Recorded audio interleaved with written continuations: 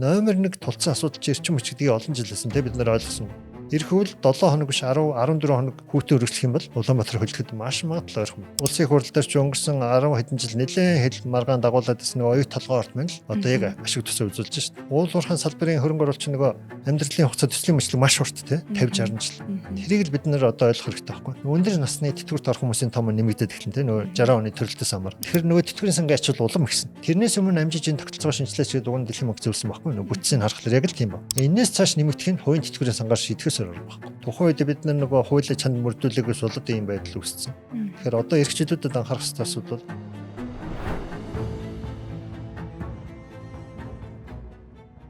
За сайн байцгаана уу үзэгч сонсогчдоо. Insights podcast-ийн ээлж дугаар та бүхэнд хүрэхэд бэлэн болоод байна. За бидний энэ удаагийн дугаараар төсвийн доктортой байдлын зөвлөлийн гишүүн эдийн засагч Инх Баяр хүрэлцэн ирээд байгаа. За танд энэ өдрийн мэндийг хүргэе. За сайн бацгаана. За ерөнхийдөө бидний ярилцах сэдвийн хүрээнд гэх юм бол за дэлхийн эдийн засгийн нөхцөл байдал ямар хөө байгаа илээ одоо макро эдийн засгийн орчин талаас олон улсын геополитик талаас ч гэсэн тий. Тэгэхээр эдгээр нөхцөл зүйлийг аваад үзэл мэдээж одоо дуусахгүй маш олон сэдвүүд яригддаг. За ерөнхийдөө яриагаа эхлүүлэхдээ шууд ер нь асууя гэж бодлоо. Ер нь манайх шиг эдийн засгтай оронд те одоогийн одоо дэлхийн эдийн засгийн нөхцөл байдал за тодруулах юм бол одоо энэ геополитикийн орчин тодорхой ус байдал өндөр байна те ялангуяа за Америк, Хятад гэх мэт одоо энэ томоохон гүрнүүдийн хоорондох худалдааны маргаантай холбоотой нөхцөл байдал. За түнчлэн одоо бусад улсуудад одоо хооронд үүсэж байгаа зөрчлүүд те одоо дундад ойрхон хооронд гэдэг ч юм уу. За энэхүү одоо энэ олон улсад үүсэж байгаа энэ хүчин зүйлс ер нь яг ямар замаар манайх шиг энэ жижиг эдийн засгтай оронд нөлөөлөд байна вэ гэдэг талаас хоёлаа яриагаа эхлэе.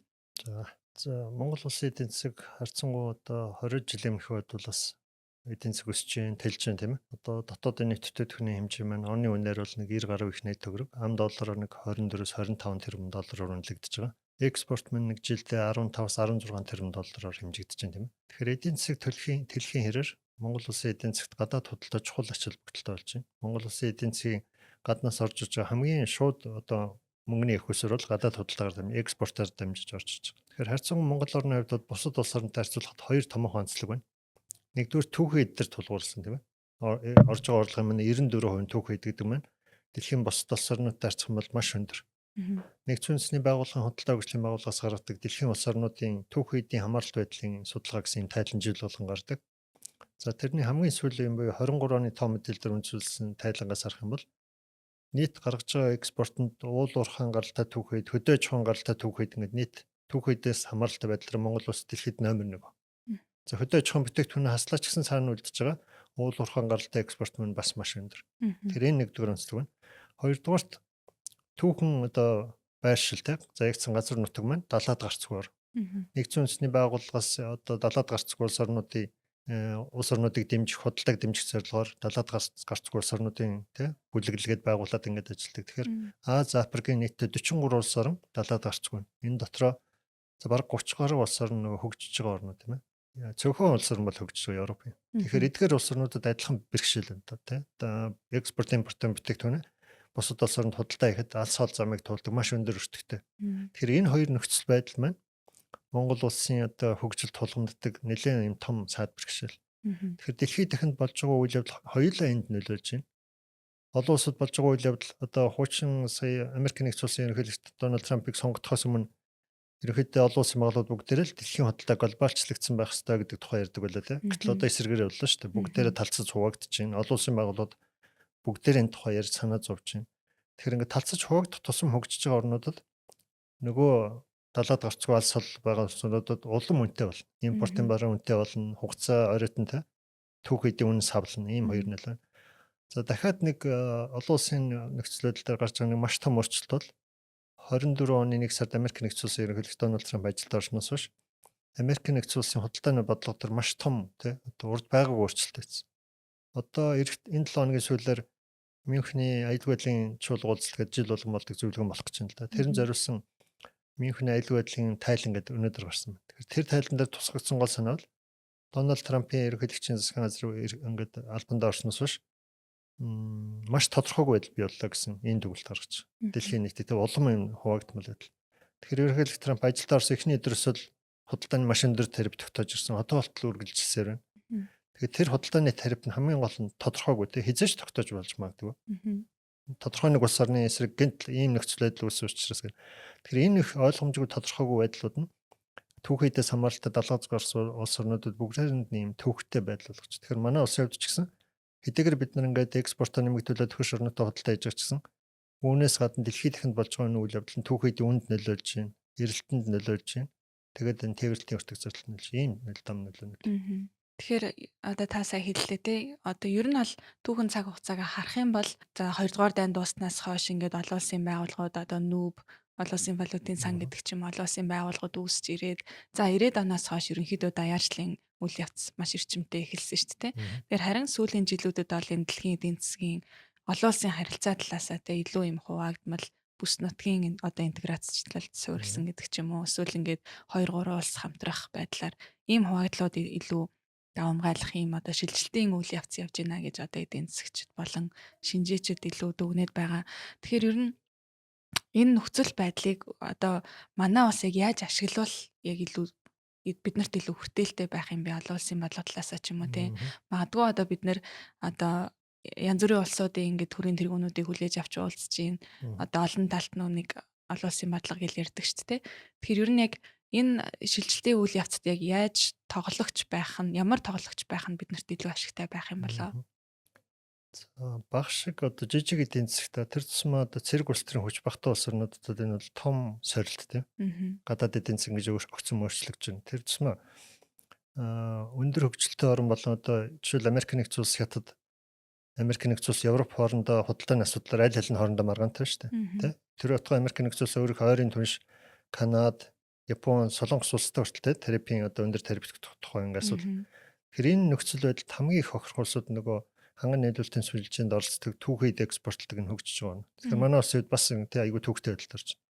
Манай улс тэр худалдааны маргаанд нь оролцоогүй мөртлөө Америк нэгдсэн улс хятад хоёрын хоорондын худалдааны маргаантай байдлаас болоод жишээл Монгол улсын хамгийн экспортын гол нэрлийн түүхийд болж байгаа коксч нүүрс маань гангийн үйлдвэрийн түүхийд болж байгаа. Тэгэхээр хятад улсын гангийн үйлдвэр, гангийн бүтээгдэхүүн маань дотооддоо ч бай гадаа зах зээлдээ ч илүү сайн борлогдох юм бол Монголд ашигтай байна. Гэтэл тарифын дайнаас болоод тарифын зөрчлөөс болоод хятадын гангийн үйлдвэр буурахлаар дагаад сөрөг нөлөө нь Монголд хэдэн сарын дараа коксч нүүрсний эрэлт буурахын дам нөлөөтэй. Тэгэхээр энд бол альч зөвхөн Монгол биш хөгжиж байгаа орнуудад бүгдээрэнд нэм давхар сөрөг нөлөөтэй. Дээр нь 22 онд эхэлсэн Орос Украины дайм байна. Энэ бас маш том сөрөг нөлөө үзүүлсэн тийм. Нөгөө дэлхийн нийтийн чөлөөтэй орсчихсан худалдааг Орос улбаны улсын нутаг дэвсгэр бүхэнд нь эдийн засгийн хоригоор хамжиж тогтворчлоо тийм ээ. Орос, Белорус гэдэг. Тэгэхээр нөгөө Европ, Азаар дамжижсэн худалдаа маань байхгүй болчихлоо. Бүгдээр одоо Төв Азар болон далаагаар дамжиж штэ энэ бүх худалдаа маань. Оросын улбаны улсын нутаг дэвсгэрээр дамждаг худалдаа байхгүй боллоо гэдэг нь Монгол улсын хувьд бол маш их хохиролтой тийм ээ. Хоёр хон шигтэй. Европын зах зээлээр дамжаа бид нар бас тодорхой бараа бүтээгдэхүүн импортер авдаг гэсэн бол энэ маань улам үнэтэй болох юм жишээтэй. Түр шатхуунаа бид хой төршөөс авч байна. Энэ маань одоо хэдийгээр арай тасалдахгүй байгаа ч гэсэн төлбөр тооцоо ихэд хүртэл бид нарт хүндрэлтэй байдал учирч байна тийм ээ. Тэгэхээр ийм байдлаар хөгжиж байгаа орнууд их сорилт тулгарч байна.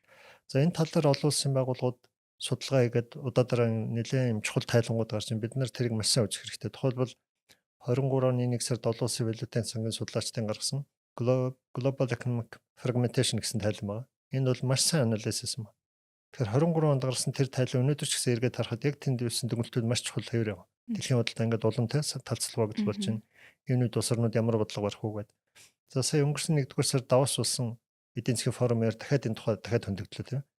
Дэлхийн эдийн засгийн нөө эрсдлийг тодорхойлдог олон нийтээс авдаг санал асуулгын дүнгээр ойрын 2 жилд хамгийн тулгымцсан асуудал юу вэ гэхээр орц зэгчид бүгдээрээ дэлхийн эдийн засгийн талцлугааглал. Америк нэгдсэн улсын ерөнхийлөгч Дональд Трампын бүрэн эрхийн хугацаанд туслын бол Америк нэгдсэн улсын бодлого хуваар үргэлжлэх юм байна те. Мэдээж тэр бол өөрийнхөө үндэснийхээ эрхшигэн төлөө хийж байгаа. Тэгэхдээ бусад улсад тохиролтой. Дээр нь хятад улсын явуулж байгаа бодлого ч гэсэн бас тийм нааштай болсон те тодорхойгүй. Орос Украинад хизээ дуусах нь мэддэхгүй байна. Тэгэхээр энэ бүх нөхцөл байдлуудын дунд ойрын 2 жилд дэлхийн эдийн засгийн нөхцөл байдал одоогийнхоос төдийлөн сайжрахгүй гэсэн юм боломжтой. Тэгэхээр хөгжиж байгаа орнууд жижиг улс орнуудын дээр маш ухаалаг те боломжтой ямар гарц боломжууд ажиллахын дээр анхаарч таарна. За Монгол улс шиг 2 хүн орчтой орны хувьд мэдээж гол худалдаа хийж байгаа экспортын зах зээлээ илүү энийг баталгаажуулахын төлөө те энэ дээр ямар нэг асуудал үүсэхин төлөө нөгөө ганц транзит тээвэр явж байгаа гол сууг болох Тэнжин чиглэлийн транзит тээврийн коридороо хэвээр нь хадгалах те энэ дээр ямар нэг асуудал үүсэхгүй. За 3 дугаарт одоо сүүлийн үед бий болж байгаа боломжгүй шинэ технологи те газрын хойр элемент. Энэ тухай дэлхийн нийтээр ярьж энэ бол тэр геополитик асуудлаас үл хамааран дэлхийн нийтийн өмнө бий болж байгаа шинэ боломжтой. Шинэ технологийн эрэлтийг дагаад газрын ховор элемент гэдэг түүх хэдийн эрэлт маш өндөр болж байна, үнэс чинь. За энэтэй холбогдлолтойгоор Америк нэгдсэн улс, Европ албаны зүгээс газрын ховор элементийн бол стратегийн түүх хэд гэж үзээд энэ талаар нэлээд мөргөн хүрээтэй урт хугацааны бодлого гаргаж штэ. За яг энэ хүрээнд саяхан 1-р 2 сарын ихэр Америк нэгдсэн улсад 50 улс орныг хамарсан гадаад тэрэг сайд нэрийн уулзалт зохион байгууллаа тийм ээ. Монгол улсын оролцлоо. Тэгэхээр энэ бол маш зөв. Энэ бол бидний дараагийн нэг эдийн засгаа төрөлжүүлэх шинэ гарц байхгүй. Тэгэхээр ийм байдлаар шинээр үүсэж байгаа эрх чинь магадгүй яг маргааш биш гэхэд 2030-40 онд Монгол улсын эдийн засгийг төрөлжүүлэхдээ нэг түүхийдээс хамааралт байдлыг бууруулах боломж маань бол энэ газрын ховор элемент. Тэгэхээр тэр нөгөө эрэлттэй худалдаж авах гэдэг улс орн чинь тэнд өөрөө уриалаад байна шүү дээ. Энд манай альянс нэгдээ бид нар одоо хэрэг газрын элемент нийлүүлэх юм бол бид нар өндөр үнэтэй худалдаж авъя гэдэг бэлэн худалдаа авах хэрэгтэй. Тэгэхээр аль аль нь бид нарт хэрэгтэй. Нэгдүгээр тэр түүхийдээ ашиглах технологи бид нарт байхгүй. Хөрөнгө оруулагч нь орж ирээ манай тэр газрын ховор элемент боловсруулах холбоолоход туслуул нэгдүгээр сайн байна. Хоёрдугаарт эдийн засгаа төрөлжүүлэх сонирхол бид нарт байна тий. Хоёрхан оршоос хамааралтай энэ гадаад худалдаага 3-4 хөрсөд аль болохоор төрөлжүүлэх юм бол эдийн засгийн савлгаа маань багасна. Бидний урт хугацааны хөгжлийн бодлогын зорилго маань шүү дээ тийм ээ. Олон салбартай төрөлжсөн эдийн засгтай болоо. Тэгэхээр ийм боломжуудыг бид нар цаг алдахгүйгээр их зөв ашиглаад явах юм бол одоо маш чухал л гэж үзэж байна. Тэгэхээр таны яран дээрээс ингээд сонсохоор мэдээж одоо энэ газрын ховор элементүүд одоо манайх нүүрс болон одоо энэ зэс гэдэг үндсэн одоо түүхийн эдүүдээс гадна одоо тэр газрын ховор элементүүдээр бас баялаг нөөц ихтэй орон болох нь тогтоодод байгаа тийм. Одоо хэдийгээр ингээд гадаадаас ингээд хөрөнгө оруулах сонирхол нь бас тодорхой хэмжээнд байна. Энэ төлөвийн чиглэлээр ингээд одоо эдийн засгаа төрөлжүүлэх боломж нь байгаа ч гэсэн нөгөө талаас манайхан өөрсдөө тий байгаль ихээ хамгаалмаар байна. Одоо энэ уран олбор болохоор ингээд маш их одоо хор хөнөөлтөө байна гэсэн эсэргүүцлүүд айгүйг тулгараад ах шиг байна л та. Энэ талаар яг та юу гэж бодож байна? Ингээд хүмүүсийн эсэргүүцлийг зөвтгөх талаас нь юу гэж тайлбарлах вэ? Бас эсрэг талаас нь те одоо яг эдийн засгт ач холбогдолтой талаас нь гэдэг ч юм уу яг олон нийтийн ойлголтыг аль тал руугаа илүү байна. Яаж одоо тайлбарлах нь зүйтэй юм бэ? За Монгол улсын өөрөө түүхэн 100 жилийн хөгжлийн түүх харах юм бол бид нарт тэр нь аж үйлдвэрчсэн хугацаа маш богино байхгүй тийм. Хуучин социализм үед л нэг 70-аас 90 оны хооронд 20 жил бид нар яг гол үйлдвэрээ барьлаа шүү дээ. Хөнгө аж үйлдвэр, дулааны станц бүх юмнууд. За тэрний дараа зах зээл эдийн засаг гэдэг юм үйлдвэртэй матаасан тий хөгжлөөд бүр тараагаад. За сүүлийн 20 жилд яг үйлдвэрийн чиглэлээр хөрөнгө оруулалт бол төдийл орж ирээгүй. Дандаа уул уурхайн салбарт л хөрөнгө оруулалт орж иж байгаа. Тэр бидний хувьд сонголт маш бага.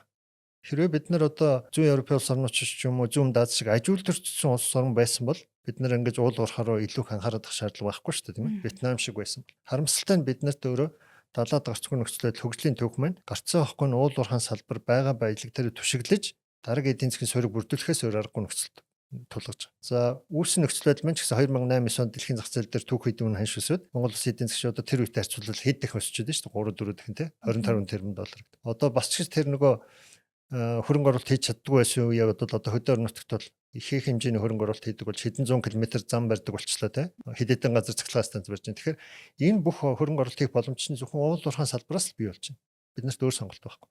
За уул уурхайн салбарт дээр анхаарах хэрэгтэй асуудалгүй мэдээж байна. Гол нь нөхөн сэргэлт тий. Ялангуяа ил уурхай нүүрс жонш олборлох үед тоосчлт тий байгаль орчны эвдэх гол мөрний бохирдуулах явдал их гарч байна. Ялангуяа шорон орд дээр тулгуурсан алтны хайгуул үе тий. Одоо Сэлэнг Төв аймгийн нутгаар байгаль орчны бохирдуулсан юмд харамсалтай зөндөө гарсан. Тухайн үед бид нар нөгөө хуулийн чанд мөрдүүлэгээс болоод ийм байдал үүссэн. Тэгэхээр одоо эрх чөлөөдөд анхаарах хэрэгтэй асуудал бол нэгдүгürt уул уурхайн салбарт гадаадын хөрөнгө оруулагчид орж ирэхээс аргагүй. Энэ салбараа бид нэр төлхөж тулгуурлаж хөгжихөөс аргагүй. Гагцхүү эннийхээ явцад үүсч болох сүргээр дугрын буурах тал дээр анхаарахаас өөр аргагүй. Нөхөн сэргэлттэй. Нөгөө талаар нэгэнт орж иж байгаа орлого маань экспорт уул уурхайн түүхэд дээр тулгуурлаж байгаа учраас энийг иргэдэд ойлгуулахаас өөр арга байхгүй. Ялангуяа газрын хор элементийг одоо байгаль орчинд хортой метр сурчлах нь маш буруу. Энэ бол ямар ч тийм цэцэрлэгтэй зүйл биш үү? Жишээлбэл газрын хор элементийн 17 элемент дотор байгаа необижим гэдэг элемент ба. За тэр элемент өнөөдөр айл болгонд байгаа. Бараг хүн болгоныг карманд байгаа. Бид нар тэрийг ойлгохгүй биш. Тэр сорон зохгүй. Эрдийн соронзыг төмрөөр те ферм гэдэг төмрийн хөдрөөр хийхлээр нөө дээр бидний мэддэг хар өнгөтэй те одоо ерөнхий боловсролын сургуульд ашигладаг хар өнгөтэй соронз. Тэр бол орчин үеийн технологи таанч ашиглагдахгүй маш сул соронз. За тэрийг өнөөгийн аж үйлдвэрт хэрэглэдэг автомашин, гэрийн ахуйн цэцлэгээ хэрэгсэл те одоо бидний ахуйн шургуулганд хүртэл байдаг соронзыг цагаан өнгөтэй соронзыг хийхэд тэр необижим гэдэг материал 10% нь орж иж хүчтэй соронз бий болж. За энэ соронзын хамгийн өргөн хэрэглэл бол өнөөдрийн дэлхийд даяар байгаа салхин сэнс. Энэ салхин сэнсний тэр том 5-6 метрийн том моторын соронз нь энэ орчин нөгөө газрын хорийн элемент орсон бүр хэдэн тонн жинтэй сорон зүйн. Мгм. Тэр нь бол орчин үеийн технологийн салшгүй нэг хэсэг болсон байхгүй. Мм. Энийг өвөр Монгол одоо тэр Баян-уугийн ордоос олборлоод Бугатад энэ соронзыг үйлдвэрлэж штэ. Газрын хор элементийн үйлдвэр байна, тэр боловсруулдаг үйлдвэр байна. Мгм. Тэгэд яг тэр түүхүүд дээр тулгуурлаад өвөр монголчууд одоо салхин сэнсний маш том үйлдвэрлэгч болж штэ яттай. Мгм.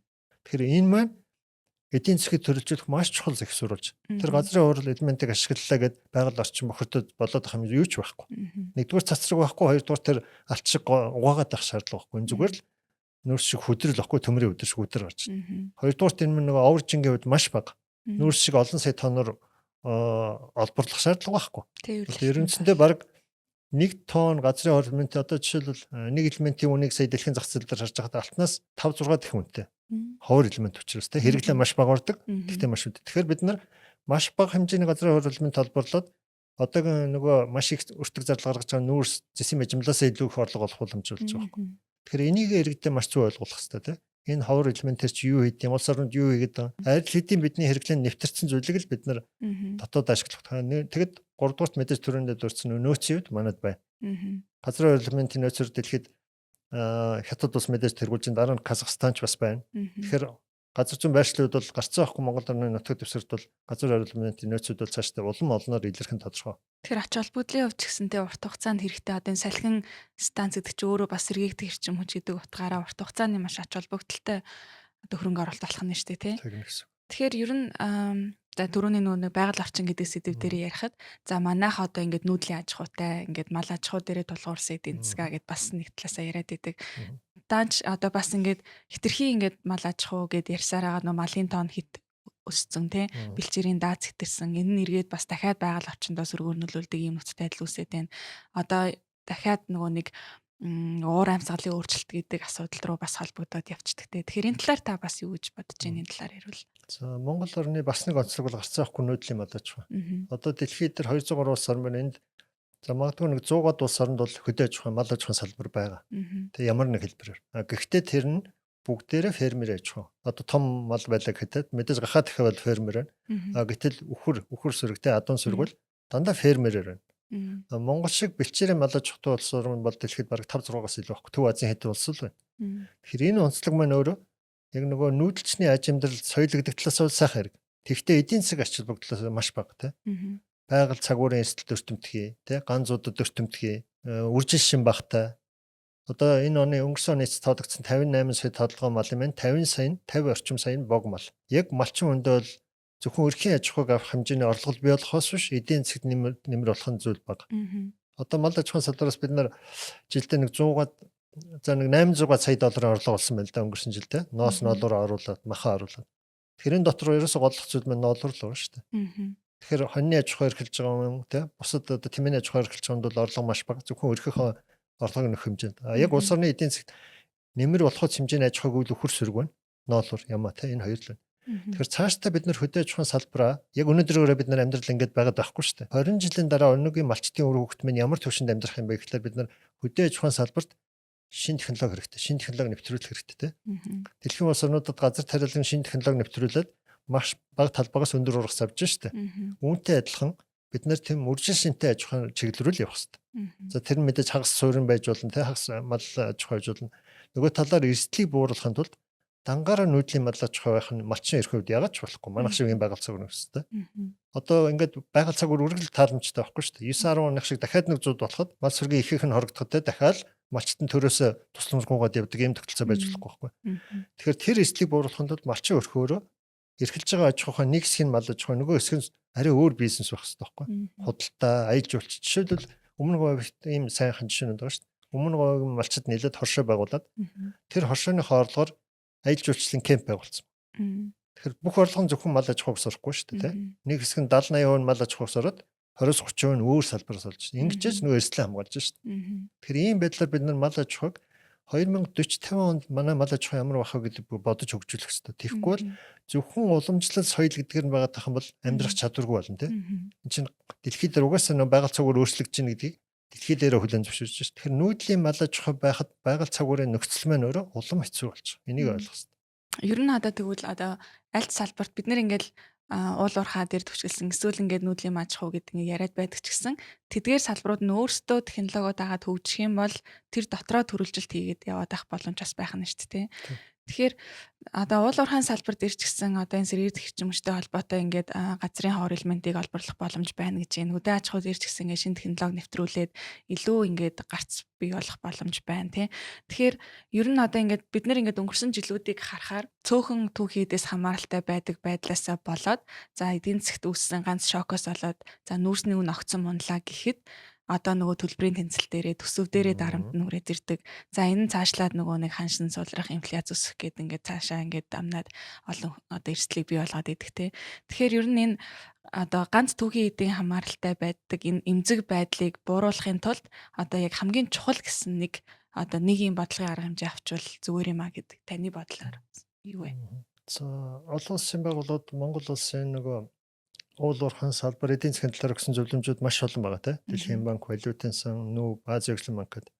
За бүгдээрээ нэг зүйл дээр санал нийлдэг те. Төрөлжүүлэх хэрэгтэй гэдэг.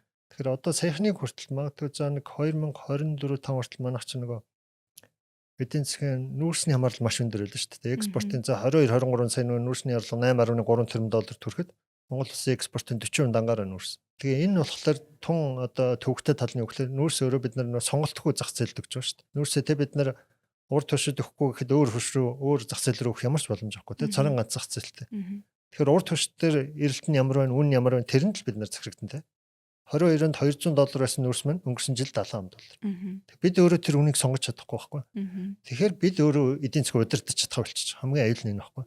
Тэгэхээр хэрвээ нүүрс ингээд дангаараа 40-50% байгаад байгаа бол эдийн засаг бид нар ер нь урт хугацаанд удирдах чадахгүй нь шүү дээ. Нэг зах зээл бид нэг удирдах нь шүү дээ. Нүүрсний үнэ хэд хэд тогтоонод бид нар тэр тогтоос үнд нь л нүүрсээ өгөхөөс аргагүй те. Бид нар зөвхөн бит хэмжээг өөрчилдөг. Тэгэхээр энэ бол тусгаар улсын хувьд бол нэг түүхийдээс хамааралтай, нэг улсаас хамааралтай гэдэг чинь ийм аюултай байхгүй. Өөр ингэсэн одоо эдийн засгийн бодлогогүй болох нь шүү дээ. Тэгэхээр ийм учраас эдийн засгаа төрөлжүүлэх нь амин чухал. За өнгөрсөн оны байдлаар Азар одоо 25 оны эцсээр нөгөө экспорт юм хэдийгээр нүүрсний экспорт нь $3 тэрбум буурсан ч гэсэн бүтц маань нэлээд сайжирлаа. Нийт экспортын 37% өссөн юм байж мөлий орлого боллоо тийм маш сайн хэрэг. Нүүрсний экспорт 35% боллоо. Бусад эрж баялаг болон нөгөө хөдөө чонгалтай бүтээгдэхүүний хувь 30 орчим. Тэгэхээр энэ бүтцийг ойрын 2-3 жил хэвээр хадгалах нь маш чухал. Одоо хуучных шиг дахиад нөгөө нүүрсээ нэмье гэх юм бол энэ бол алдаа байхгүй. Нүүрсээ нэмэх юм бол нэг удаа орлого нэмж болно тийм. 80-га бид 90 болголоо 95 болголоо гэх нэг удаа орлого нэмэгдэн дахиад л унана. Тэр орлого тогтвортой байна гэсэн ямар ч баталгаа байхгүй тийм. Тэгэхээр ийм савлгаатай эдийн засаг руу бид нөр өөрөө хүсээд дахиад ороод ижлэхгүй. Ерөнхийдөө бид нөр өрх рүүгээ орох гэдэг шүү дээ. Эсвэргээрээ бид нар эх 2-3 жилдээ нэгэнт энэ савлгаатай онцлоготой оногцол нүүрсний экспорт айл болохоор энэ 30-35% гэдэг хэмжээнд нь бариад бусад ялангуяа нөгөө зэлийн баяжмал болон босод түүхийдээ экспортод төлөвлөх хэрэгтэй. За нөгөө улсын их хурл дээр ч өнгөрсөн 10 хэдэн жил нэлээд хэл маргаан дагуулад гэсэн нөгөө оюут толгой орт маань л одоо яг ашиг тусаа үзүүлж шít. Уул уурхайн салбарын хөрөнгө оруулагч нөгөө амьдралын хугацаа төслийн мөчлөг маш урт те 50-60 жил. Тэрийг л бид нэр одоо ойлгох хэрэгтэй байхгүй. 10 онд эхэлжсэн нөгөө оюут толгой ил уурхаам те 13 онд ашиглалтанд өгсөн. Явсаргаад сая 22 онд далдуурхан ашиглалтанд орсон. Одоо тэр 15 жилийн үр дүнг бид нэр өнөөдөр үзэж шít. 10 онд зурсан хөрөнгө оруулалтын гэрээний ачаар бид нар сая хямралаас гарлаа шít. Хэрвээ оюутлын ил уурхаа далд уурхаа ашиглалтанд орог байлаа гэж үү те хуучнараа зөвхөн ил уурхаа. Тэгэх юм бол энэ 2 тэрбум долларын экспортын нэмэлт орлого бий болохгүй. Тэгэх юм бол Монгол улсын экспорт 10-аас шууд 12 руу унах нь шүү дээ. Энэ бол хямрал те 16-нд бидний туусан хямрал. Тэгэхээр эдийн засгаа төрөлжүүлсэний ач холбогдол нь оюутлын гэрэн дээр нөгөө золиослон байж те нэлээд хилам дагуулж ирсэн энэ урт хугацааны бодлогын ач холбогдолж байна байхгүй. Тэгэхээр яг энэ шиг бид нар газрын хор элементээр одоо дахиад юм хэцүү асуудал туулах байх. Гэхдээ тэрний үр дагаврыг бид нар 15-20 жилийн дараа манай дараагийн залуучууд тэрний үр шимийг хүртэнэ. Илүү тогтвортой эдийн засаг те. Нөгөө талаар болгоомжлох ёстой зүйл бол хятад эдийн засаг саарч байна. Одоо өнгөрсөн нөгөө 20-30 жилийн 8-6% өндөр өсөлт чинь байхгүй боллоо. Өнгөрсөн 2 жил 5% өсөлттэй байлаа. Энэ жил сая 1 сард болсон хятадын бүх мужуудын хурлаас дэвшүүлсэн энэ оны зорилт бүгдээрээ 5% байна. 5 болон түүнээс доош. Урд нь нөгөө 6% өсөлт тавьдагаас өндөр өсөлттэй байдагсан мужууд байхгүй. Өвөр Монгол, Шинжаан, Гуанчжоу гэдэг. Гэтэл бүгдээрээ 5%. Тэгэхээр одоо 20 хоногийн дараа болох хятадын 2 их хурлаас бүх хятадын 26 оны эдийн засгийн зорилт бол маш тодорхой. 5%-аас доош. 4.5-аас 5%. За энэ 5% баг саарж байгаа зорилтын дээр хятадын хүн амын өсөлт саарж байгаа тийм. Хятадын дотоодын үйл хөдлөх хөрөнгөний зах зээл өөрчлөлтийн хүндрэлээс гараагүй хэвээр байна. За хэрвээ энэ нөхцөл байдал дээр нөгөө олон улсын байгууллагуудын анхаарал байгаа геополитикийн нөхцөл байдал нөлөөлөл яах вэ те? Америк хятадын хоорондын маргаан хорцдуул яах вэ? Тэгэх юм бол нөгөө бидний мөрөөдөд тавиад байдаг бүх тоонууд чалгуулна шүү дээ экспорт. Бид нар ганцхан энэ зах зээлд найдаж экспорт хийж. Тэгэхээр ийм эрсдэлтэй байдлаас бид нар болгоомжлохын тулд нүүрсний экспортыг цааш нь өсгөнө гэдэг бол тун болгоомжтой хандах хэрэгтэй. Харин металл, бусад металл те металлынхаа экспортыг нэмэгдүүлэх ийм бодлого биднэрт маш хэрэгтэй. Буцаа нөгөө газрын ховор руугаа Тийм, явах нь шүү дээ. тэрлэгэл явах хэрэгтэй. Тэгэхээр одоо яг хав газрын ховор элементээ за олборлё гэд одоо шийдсэн ч гэсэн сая таны хэлдэгчлэн тийм уулуурхаан төсөл гэдэг чинь өөрөө маш урт хугацаа шаарддаг. Хайгуулаас эхлээд судалгаа шинжилгээний ажлууд яваад олборлолтоо хийхийн тулд нэлээд олон бүтээн байгуулалтын ажил явна гэх мэтчлэн. Тэр эхэлтлээ одоо дор хаяж 5-10 жил болох юм байна тийм. Тэгэхээр наан бид нар одоо энэ нүүрс одоо байгаа зэсэн дээрээ ингээд тулгуурлаад хэсэг хугацааг өнгөрөхөөс аргагүй болж байна. За 26 онд ерөнхийдөө яг төлөв яг ямар байх вэ нүүрсний хувьд те зэсийн хувьд ч гэсэн магадгүй одоо бизнес эрхлэгчдийн хувьд магадгүй сонирхолтой асуулт гэж магадгүй л те яг шинжээчийн зүгээс харахад нүүрсний төлөв байдлыг юу гэж харах вэ энэ жилдээ? За өнгөрсөн 2-3 жил одоо юу гэдэг Дональд Трампын нөгөө нэг албан ажилд орохоос өмнөх нөхцөл байдал байсан учраас харьцангуй нөгөө нүүрсний экспорт мөн өслөө те 80 сая хүртлээ. За тэрнээс хойш удаа зах зээл мань огтөр болчихлоо шүү дээ. За энэ хугацаанд бид нар нөгөө эдийн засаг ингээд бит хэмжээг өсгöd экспорт өсгöd болоод байх юм байна гэж бодоод өсгöd ирлээ шүү дээ. Гэтэл одоо тэр мань худлаа болчихлоо. Тэр тасралтгүй өсдөг ямар ч ер нь эдийн засаг өсөлтч бай, түүхэд өсөлтч бай нэг оргил дээр өрөөд нэг буурна шүү дээ. Тэр чинь эц төгсгөлгүй өсөлт гэж байхгүй те ямар ч юм. Тэгэхээр тэр ч мань нэг зах зээл дээр гарч байгаа нүүрсний экспорт бол буурах нь маш тодорхой. Тэгэхээр үндсэндээ өнгөрсөн жил буурчлаа. Одоо бид нар ойлгох цаг болсон. Тэгэхээр эх 2-3 жил бид нар дахиад тэр нөгөө өөдрөг мөрөөдлөөр явах уу гэдэг бол том эрсдэл. Ер нь бол олон улсын байгууллагууд өгöd байгаа тохиол болохгүй шүү гэдгийг л хэлээд байгаа. Тэгэхээр бид нар эх 2 жилдээ эдийн засгийн өсөлтөө ч экспортын өсөлтөө зорилтоо ч маш даруухан тавих хэрэгтэй болно. Зүгээр нэг хямралд орохгүйгээр тий одоогийн хөрсөн төвшин дээр нэг 2-3 өсөлтөө ч юм уу явхад манай эдийн засаг хэвэн байхгүй. Гагцхүү тэр орж ирж байгаа орлогоор одоо бид нар чинь 25 онд баг 35 ихний төгрөгийн төсөв зарна гэж батлаад яг бодит байдал дээр бид нар 30 ихний тал дуслаа шүү дээ. Тэгээ маш том мөрөдөлтэй байж байгаад буурчлаа шүү. Тэгэхээр ингэж алдаж болохгүй. Ингэж алдаад байх юм бол төсвийн бодлого дээр алдаад байх юм бол бид нар маш олон ажлыг худлаа төлөвлөө те зам барина гэж төлөвлөөд онцгой зам байхгүй. Сургууль барина гэж хэлээд те байхгүй. Эсвэл нэг дөнгөж нэг давхрын бариад дуусаагүй барилгууд бий болно шүү дээ. Тэгэхээр ийм байдлаар төсвийн бодлого дээр бид нар дахиад алдаа гаргаж болохгүй. Сая бол алдсан те. Өмнө ч 16 онд бид нар яг ийм алдаа гаргачихлаа. Тэгэхээр одоо гол нь байгаа орлого дээр тулгуурлаад төсвийн бодлого маш оновчтой зөв авч явах хэрэгтэй те. За сая өнгөрсөн үйл бид нар бол нэлээд хатуу хоёр сурамжийг амслаа шүү дээ. Нефт бол тасалдаж болцсгүй мэн бензин шатгуун те. Өвөл манай цахилгаан эрчим хүчний систем бол маш найдваргүй төвшөндөө аль хэдийн хүрсэн юм байна те. Дараагийн 5 дугаар цахилгаанаас ашиглалтанд одоо орлоо гэхэд 2.5 жил гэж шүү дээ те саадгүй байхад. Тэгэхээр 29 хүртэл бид нар одоо яг одоогийнхоо энэ эрсдэлтэй нөхцөл байдлаар явах гэж шүү дээ. Гэтэл цаана үйлдвэрлэл өсөж байгаа. Тэгэхээр өсөж байгаа үйлдвэрлэлийг дулаан цахилгаанаар хангах тухайш одоо байгаа Улаанбаатарыг хിവэр нь хөлдөөхгүй байх тухай л асуудал. Тэгэхээр нөгөө төсвийн бодлогын зорилго чинь энэ л биш. Өнгөрсөн жилүүд бид нэр төсвийн бодлогоор маш их алдаатай хөрөнгө оруулалт хийсэн те. Одоо тэр алдаанаас сургамж аваад дараагийн эрчим хүчний хүчин чадал бий болж тэр хоцордсон байгаа хүчин чадлыг нөхөх хүртэл анхаарах асуудал нь ерөөсөө л эрчим хүчний салбар юм. За нефт боловсруулах хууль дээр ашиглалтанд орох хүртэл дахиад энэ бензин шатхуун чинь доголдож магадгүй юм. Тэгвэл энэ асуудал хоёр чинь л байна шүү дээ. 2-3 жилд анхаарах асуудал байна. Айхтар том мөрөөдөл тавьж хөдөөгийн сумдад том барилга барих байлээ те. Тэр бол 30 оноос цааш хийж болно шүү дээ. Сургууль, цэцэрлэг, соёлын төв бид нар 30 онд ч барьж болно. Өнөөдөр хоолой тулцсан асуудал биш байхгүй. Номер 1 тулцсан асуудал чи эрчим хүч гэдгийг олон жил хэлсэн те бид нар ойлгосон. Бараг сая энэ аягүй сайн дохио гэлээ шүү дээ. Хөлдөө шүү гэдэг. Ирэх үйл 7 хоног биш 10-14 хоног хүүтэ өргөслөх юм бол Улаанбаатар хөлдөхөд маш магадлал ойрхон байна. Одоо энэ 3-4 дугаар цахилгаан станцын тэр олон жил ашиглагдсан нөгөө тоног төхөөрөмж одоо инженерүүд хэлдэг дээ нөгөө эвдэрлээс гадна металлын илэгдэл гэж юм байдаг хөө. Одоо нөгөө Орос яриагаар бол усталст гэж ярьдаг. Гаднаас нь хараад мэддэхгүй нөгөө илэгдэлтэй дулаан өндөр даралт температурын нөлөөгөөр нэмгэрээд тэгэл тэр чинь нэг л жоохон даралт нэмэгдэл тесэрж байгаа байхгүй. Тэр ийм болцсон технологиудыг бид нар харамсалтай мэдэхгүй хаана тэр нэмгэрсэн байгааг те. Тэг яг нөгөө экзиттэй үед хүүтрэх үед даралт нэмэх үед тэр чинь цорж байгаа байхгүй. Тэр 100 цорно гэдэг. Тэр ийм эрсдэлтэй нөхцөл байдал байгаа гэдгийг бид нар ойлгож одоо эрх чөлөөтэй хөрөнгө оруулалт бол ерөөсөө л эрчим хүчний салбараа бид нар ядаж хоцорсон байгаа хоцролтоо нөхөд те 30 онд нэг хэвийнхэн төвшөнд л очих хэрэгтэй. Ийм л төсвийн бодлого нарт хэрэгтэй. Тэгэхээр ер нь бол яг энэ төсвийн санхүүжилт, төсвийн хөрөнгө оруулалтууд яг ач холбогдлынхоо төвшнгөөр дараалалтай байх нь Зөв маш чухал дараалуулах ах гэдэг тийм. тийм маш чухал. Яг хөө ингээд одоо хүүхдийн цэцэрлэг сургуулийн хүрэлцээ муу байна гэд ярьдаг ч гэсэн яг бид нар ингээд зайлшгүй хэрэгцээтэй амьдралын одоо ингээд хэрэгцээт нөхцөл байдлаа шаардах бас хэрэгтэй байгаад байгаа шүү дээ. За тэгвэл одоо ярианыхаа төгсөлт хоёул яг одоо та яг эдийн засгч хүний зүгээс, шинжээч хүний зүгээс олон нийт одоо энэ л талаар ингээд ер нь жоохон буруу ойлгоод байна да.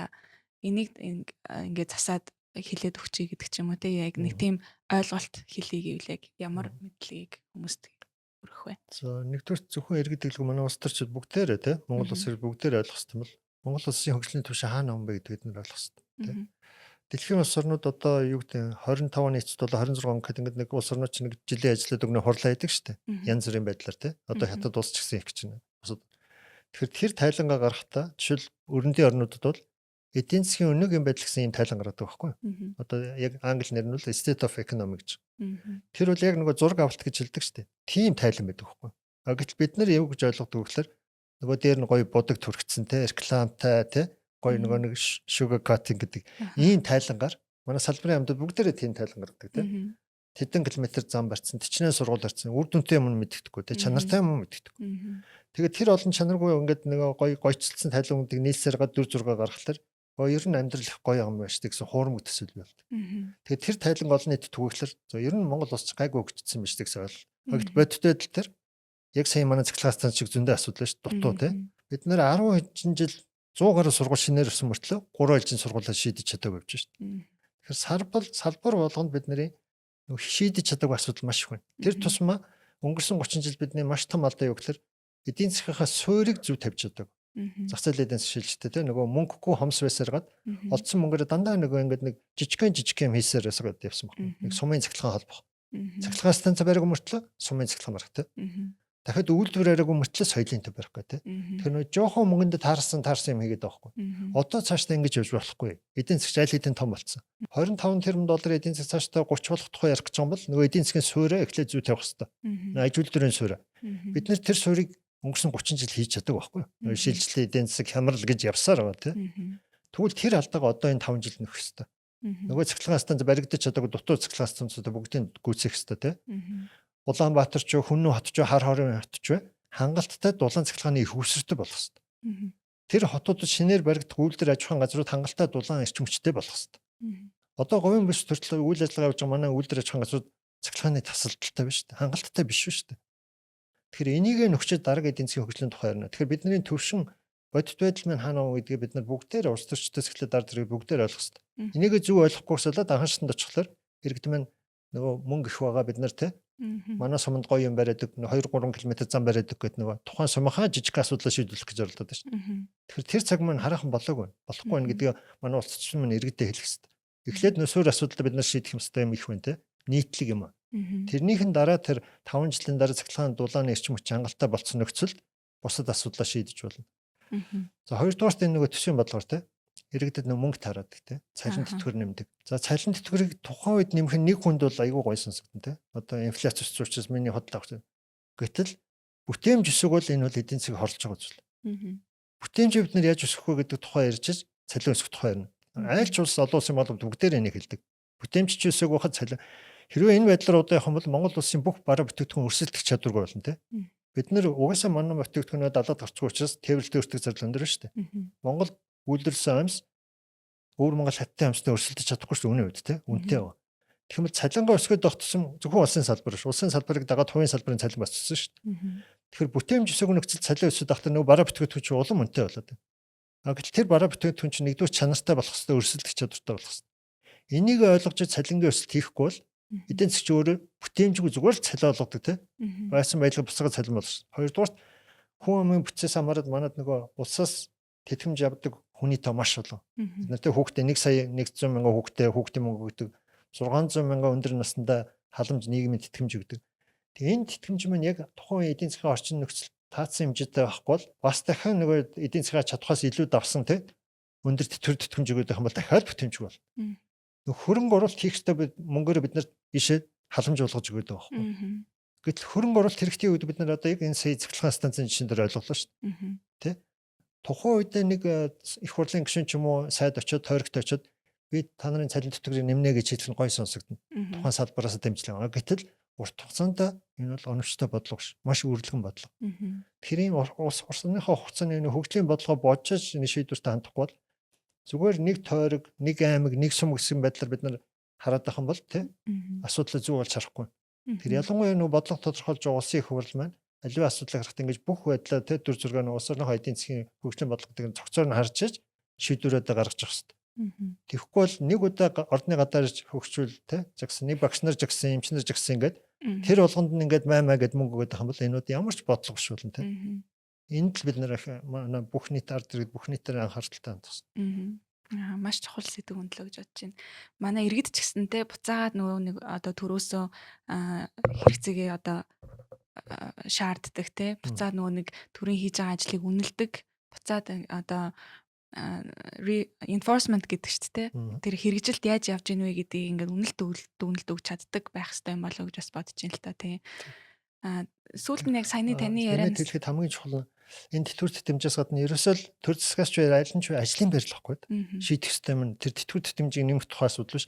Ажлын байрыг нэмчих юм бол тэр хөрөлцөхгүй хамтын тэтгэврийн асуудал чинь нөгөө углуургаараа шийдэгдэх байхгүй. Зөвхөн тэр нэг хүнд очиж байгаа тэтгэврийг нэмэх биш тэр гэр бүлд байгаа хүмүүсийн бүгдийн ажилтай болох л бодлого төр хэрэгтэй. Тий.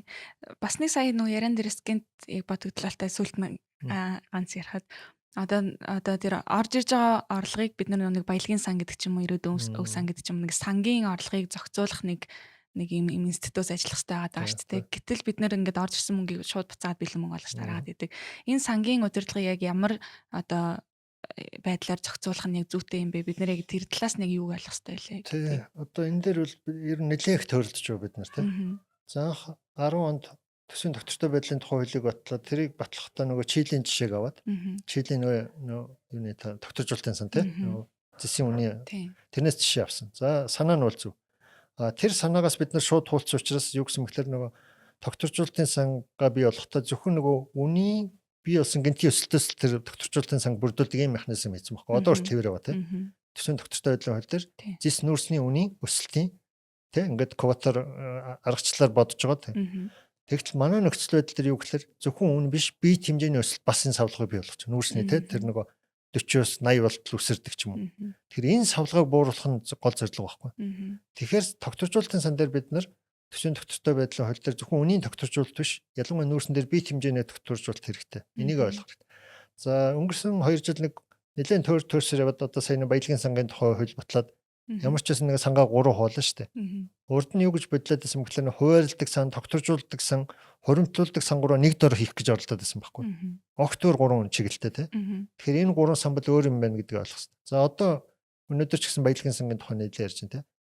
За дотоодын уулуурхай салбараас ингээ баялагын сангаа арвижуулж байгаа нэг юм сайн хэрэг. Гэхдээ манайх шиг нөгөө үйлдвэрлэл хөгжөөг салбарт ялангуяа бос улсуудын жишээг харах юм бол энэ баялагын сангийн зөв менежмент аль болох гадаад зах зээл дээр байх хэрэгтэй.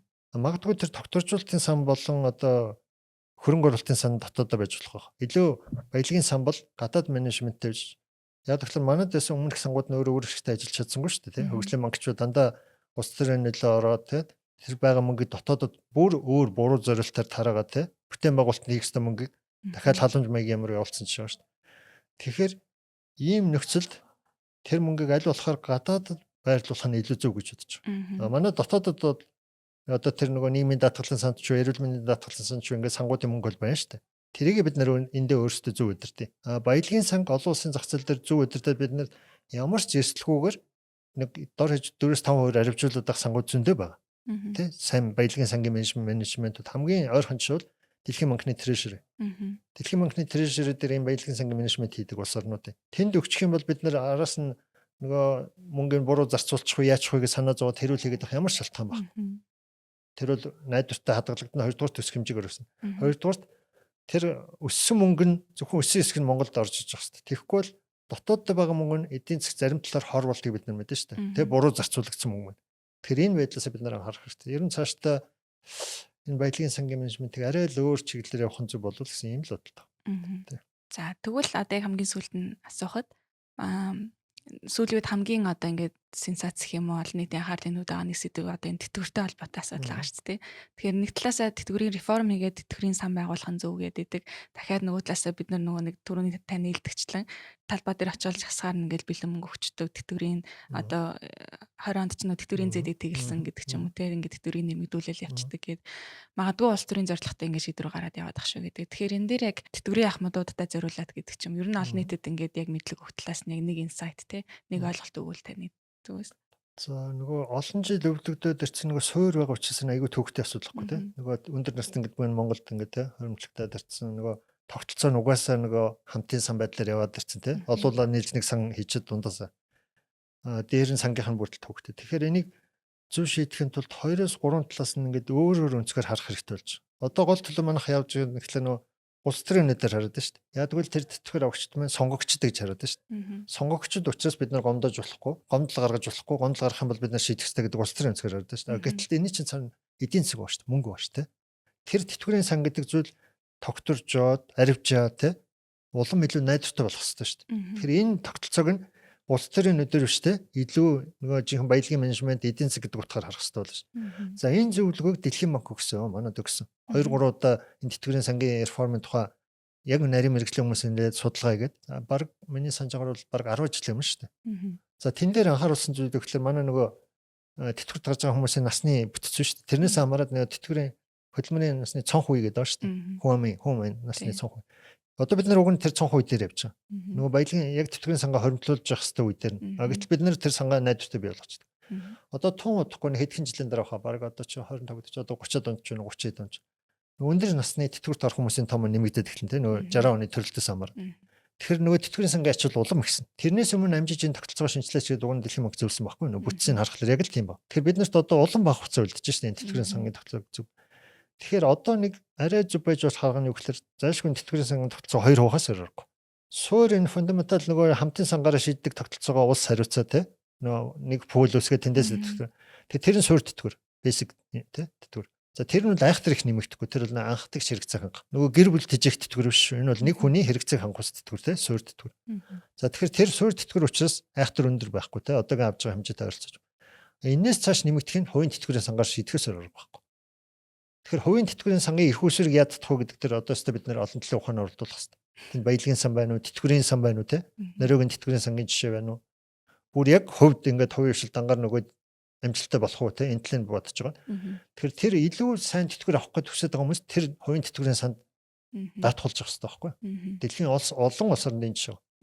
Жишээлбэл би одоо 20 жилийн дараа илүү сайн тэтгэвэр авъя гэвэл улсын тэтгэврээ төлөхөөс гадна хувийн тэтгэврийн санд давхар шимтгэл төлөө явах юм бол хүсэж байгаа 20 жилийн дараа би өндөр тэтгэвэр авч бол энэ цонхыг л одоо яг нээж өгөөд маш тодорхой болгох хэрэгтэй. Энэ бол хамгийн эхлээд одоо шийдэх ёстой суур зарчим. Тэгэхгүй бол ганцхан улсын тэтгэврээр одоо энэ манай асуудал шийдэгдэхээс өнгөрцөн. Тэгэхгүй бол тэтгэвэрч одоо улсын төсөв маань зүгээр тэтгэврийг санхүүжилдэг нэг фонд болох гэдэг чинь яг цалинтай адилхан тийм. Жилээс ирэх тусам нөгөө тэтгэврийн санд өгдөг татаас нэмэгдээд хуучин бид нар нөгөө улсын төсвөөс их хэмжээний орлогыг одоо ч гэсэн аймагуудын нөгөө татаас гэдэг өгч байгаа шүү дээ. Тэгэхээр яг энэ шиг л зүйл болох гэдэг шүү дээ. Ийшээ аймагуудад татаас өгдөг, ийшээ тэтгэврийн санд өгдөг тийм. Тэгэхээр төсвийн зорилго чинь биш шүү дээ өөрөө. Өөр зорилготой байхгүй. Тэгэхээр тэтгэврийн сангаа бид нар суурьаар нь үндсийг одоо зөв тогтолцоонд ойрын хугацаанд маш зөв тогтолцоороо оруулахгүй бол жил ирэх тусам улсын төсвөөс олох мөнгө улам ихсэн дараа нэгсэн. Тийм л хэцүү асуудал. Тэгэхээр ерөнхийдөө дүгнэлт хэлэхэд одоо бид нэр залуу гэлтгүү те одоо тэтгэвэр олоо болоогүй маа гэж бодхоос илүүтэйгээр одооноос эхлээд бид нэр одоо хизээ тэтгэврт гарах үлээ тэтгэврт гарсан ямар орлоготой байх үлээ гэдэг эртнээс бодоод ямар хуримтлал яаж үүсэх үү те тэтгэврийн санг яаж удирдах уу гэдэг эртнээс одоо мэдээлэлтэй байх нь одоо тэтгэврт гарах насны хүмүүсээс илүүтэй залуучуудад бас бодож явах хэрэгтэй юм асуудал болж хувираад байна шүү дээ нөхцөл байдлыг харахад. За тэгэхээр бидний ярилцлага ерөнхийдөө энэ хүрээд өндөрлж байна. Тэгэхээр бидний урилгыг хүлээн авч хүрэлцэн ирсэн танд маш их баярлалаа. Тэгээд цаашдын ажил амьдралд бас амжилт хүсье. За баярлалаа. Өрсөй баярлалаа. За Inside podcast-ийн энэ удаагийн дугаарыг өндөрлж байна. Дараагийн дугаараар уулзлаа. Баяртай. Мэргэжлийн дүгнэлт, оновчтой шийдвэр, subscribe хийгээд зах зээлийн хэмнэлийг хамтдаа мэдэрцгээе.